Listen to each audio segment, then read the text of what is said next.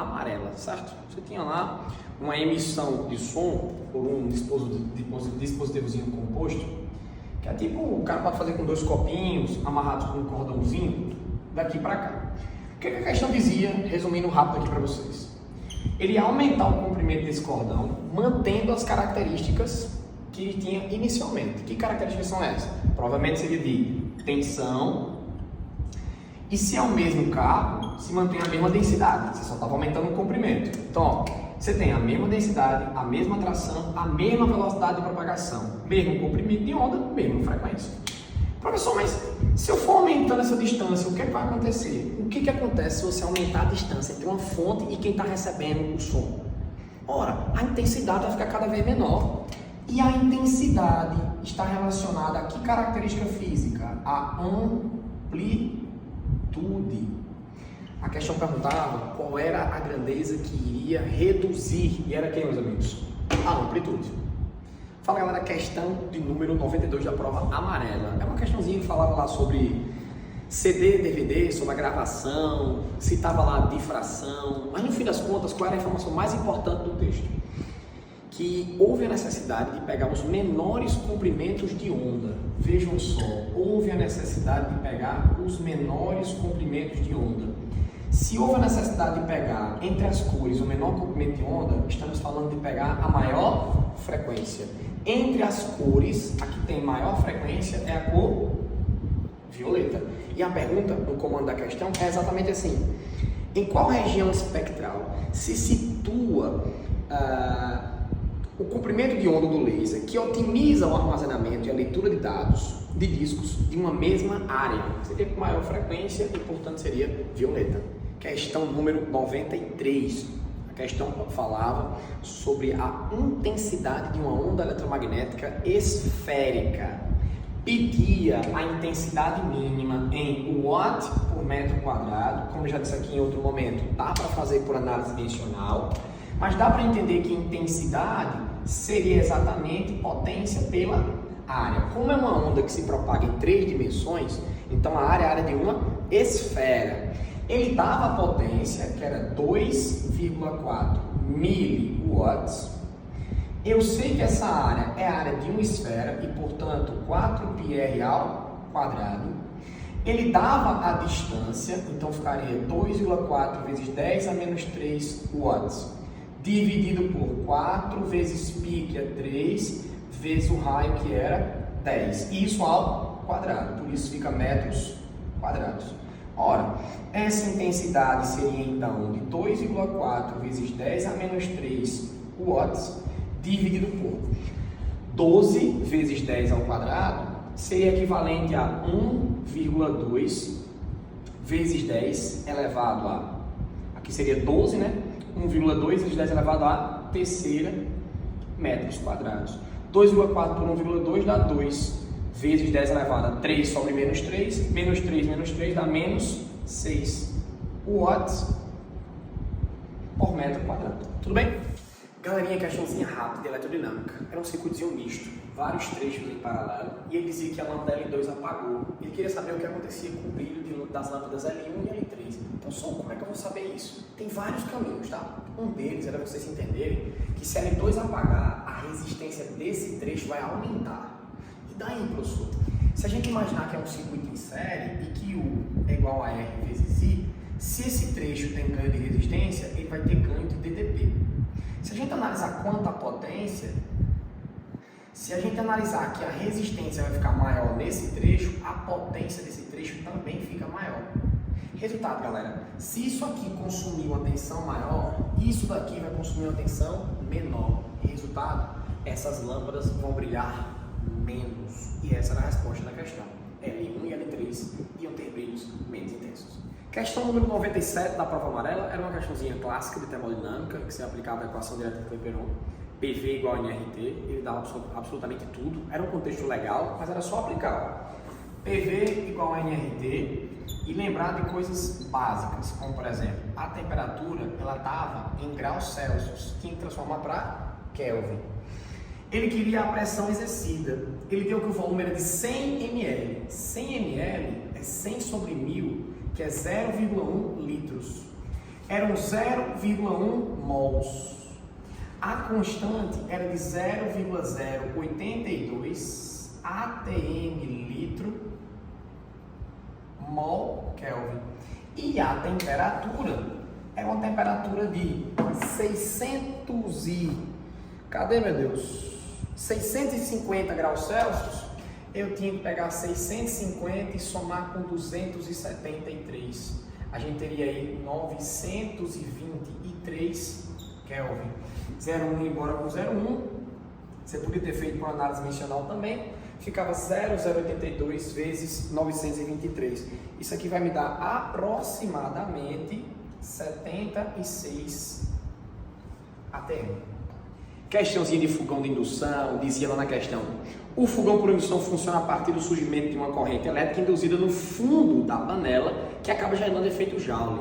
Ele quer saber a partir de que essa corrente elétrica ela é induzida ali no fundo da panela. Senhoras e senhores, com certeza tem uma bobina provocando ali uma variação no fluxo magnético.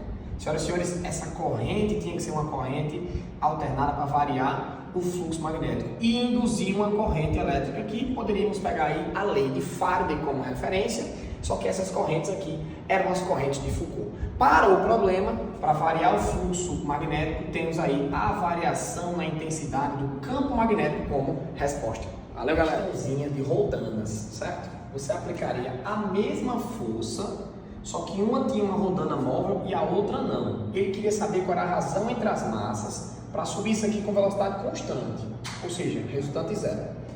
A força que ele aplica aqui é a mesma aqui, certo? Então aqui seria F e aqui seria P1. A força que ele aplica aqui é a mesma aqui, ó. Então aqui também seria F, só que aqui também é F. Resultado, para o equilíbrio, nessa primeira ocasião, eu tenho que F é igual a P1, certo? Show de bola. Mas nessa segunda, 2F é igual a P2. 2F é igual a P2. Olha, se F é igual a P1, então eu posso dizer que 2 vezes P1 seria igual a P2. Na ocasião, com a rodana móvel, ele consegue sustentar um peso maior, né? Como ele queria M2 sobre M1, eu poderia dizer o seguinte, ó, P2 é M2G, P1 é M1G, e isso dá quanto? 2. Ou seja, a razão entre M2 e M1 é quanto? 2. Valeu. Fala, galera, no movimento vertical, o que a questão queria? Velocidade, aceleração e sentido da aceleração na altura máxima. Galera, na altura máxima, a velocidade é nula. Na altura máxima, só existe a aceleração da gravidade. Portanto, existiria uma aceleração diferente de zero, apontando para baixo. Portanto, a resposta era: a velocidade é nula, uma aceleração diferente de zero e a aceleração apontando para baixo. Fala, galera, questãozinha de emissor e detector de pulsos. Coisa trabalhada em sala de aula, suave aqui pra gente, ó. A questão dizia que um pulso era emitido aqui, vinha até a via superior do líquido e voltava em 0,5 segundos. Ou seja, só vinha ou só voltava em 0,25 segundos. Em contrapartida, atingia a parte inferior e voltava em 1,1 segundos. O que é que a questão queria saber? Qual a velocidade do líquido? Ora, galera, preste atenção. Se 1,1 era para ir e voltar aqui, e só aqui era 0,5, aqui embaixo, ó, ir e voltar era 0,6. Só que só para ir ou só para voltar seria metade, não é isso? Ou seja, seria 0,3 segundos. Sendo assim, galera, velocidade era distância sobre o tempo. Qual era a distância? 450 metros. Quanto era o tempo? 0,3 segundos. 450 por 3 é 150, por 0,3 é 1.500 metros por segundo. Olha, galera, calorimetria teórica muito boa. Ela dizia que você utilizava um tacho de parede oca com uma entrada de vapor a 120 graus, que saía água mais vapor a 100 graus. Ou seja, houve variação de temperatura e houve mudança de estado físico. A pergunta era: no processo de concentração do produto, é utilizada a energia proveniente de... a energia vinha daqui, certo? Era esse vapor que estava cedendo o calor. Que calor é esse? Era a quantidade de calor sensível, porque houve variação de temperatura e houve condensação, porque parte do vapor virou água. Então tinha calor latente de condensação. Então era sensível e calor latente de condensação. Lá na prova era a alternativa letra D. Fala galera, questãozinha de termodinâmica, gráfico, certo? Era o pneu de um carro que estava quente e aí ele parava o carro e aí quando ele parava o carro o pneu começava a esfriar. Ele queria saber o gráfico, considerando que o pneu ia manter o volume constante. Trata-se de uma transformação isocórica, isométrica ou isovolumétrica, mesmo número de mols e mesmo volume. Pressão e temperatura deveriam ser proporcionais. Só que como ele estava aquecido, então ele começou numa temperatura maior e numa pressão maior e desceu para uma temperatura menor e, portanto, para uma pressão menor. Então o gráfico era o gráfico que mostrava isso aqui acontecendo, ó, daqui para cá, caindo a pressão. Show? Galerinha, questão 130 da prova amarela, com certeza a questão mais difícil da prova, certo? A nível de cálculo, interpretação e tudo. Vou ponderar aqui algumas coisas para não ter que ler a questão toda, certo? É uma situação em que o caminhão ele pode ter um movimento acelerado com essa aceleração ou um movimento de frenagem com essa aceleração aqui. A questão cita que esses fios, esses cabos que estão segurando esse bloco aqui, eles estão sem tração inicialmente, ou seja, a tração inicialmente é zero. Aí o que você tem que pensar? Quando o caminhão acelera, a caixa fica para trás. Galera, se a caixa fica para trás, esse fio aqui, ó, ele vai ficar sem tração. Agora, esse fio aqui, quando ele vai tender a ficar para trás, você está acelerando para frente, vai ter uma tração para cá, ó. Só que como tem atrito com a superfície, também teria força de atrito com a superfície aqui. Nessa ocasião, se ele freia, a caixa vai para frente. Se a caixa vai para frente, esse fio ficaria sem tensão. Já esse fio, se ela for para frente, ele sustentaria essa caixa aqui para trás. Só que como tem atrito na superfície, também teria uma força de atrito aqui para trás. Perceba que em ambas as ocasiões o atrito e a tração eles têm o mesmo sentido. A questão perguntava qual era a tração dos dois lados em ambas as ocasiões. Nessa ocasião acelerada a tração era nula em 1, na ocasião da frenagem era nula em 2. Professor, como é que eu calcularia? As duas juntas me daria a força resultante. Então você fazer aqui do lado, tá? Vem para cá, então vem mais para cá um pouquinho. Nesse caso aqui seria força resultante igual a massa vezes a aceleração. A resultante aqui seria T2 mais a força de atrito igual a massa vezes a aceleração. T2 é o que eu quero. A força de atrito é μ vezes a normal igual a massa vezes a aceleração. T2 mais coeficiente de atrito é 0,2. Como a massa era 200, então o peso era 2.000. Então ficaria 0,2 vezes 2.000. Massa 200. No movimento acelerado, a aceleração é 3. Resultado, T2 seria 3 vezes 200 dá 600.